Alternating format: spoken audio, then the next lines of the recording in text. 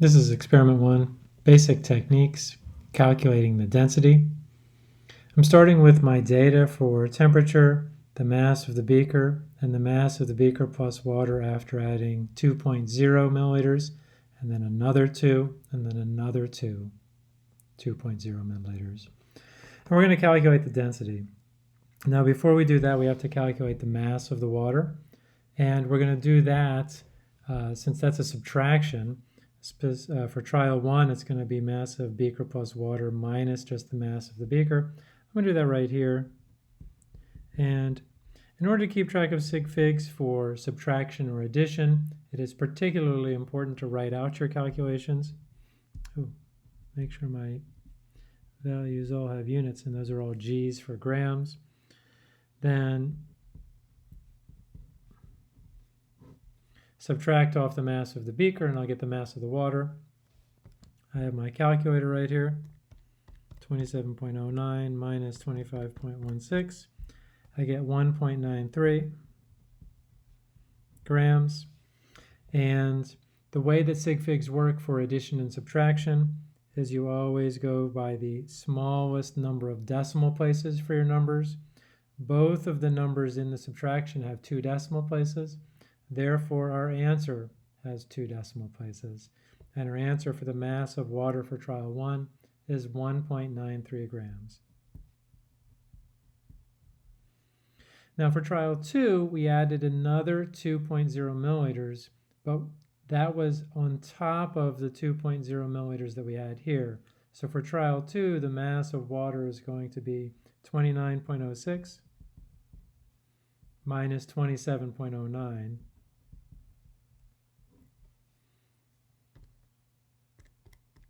And I always stack them up like this. I always do eventually write in my units.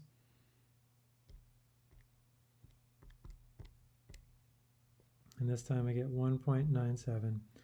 And sometimes I just do it in my head, but oftentimes I do draw this line to see how many decimal places I should have. Now, sig figs are important. Remember, you wrote down all the digits from your scale, so we have 31.00 grams. This does have 4 significant figures.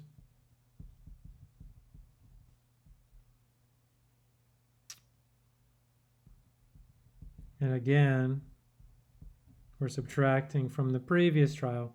And this will be different for the beaker because we will be emptying the beaker each time.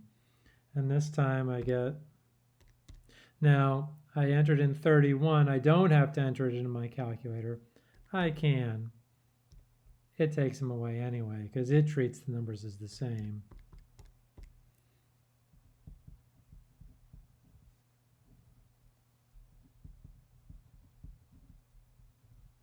Now I'm ready to calculate my density.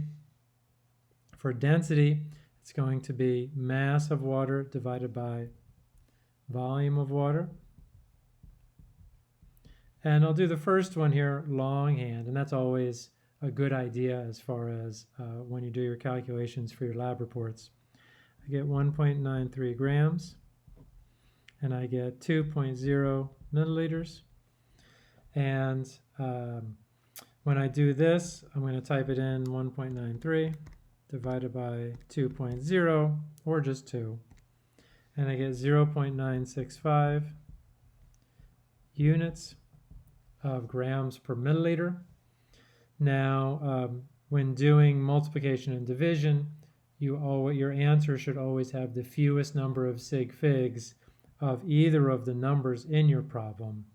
2.0 has 2 sig figs, 1.93 has 3 sig figs. So my answer should have 2 sig figs. Because this is just part of my calculation, and I suggest you do this as well, I am going to underline the second digit that is significant.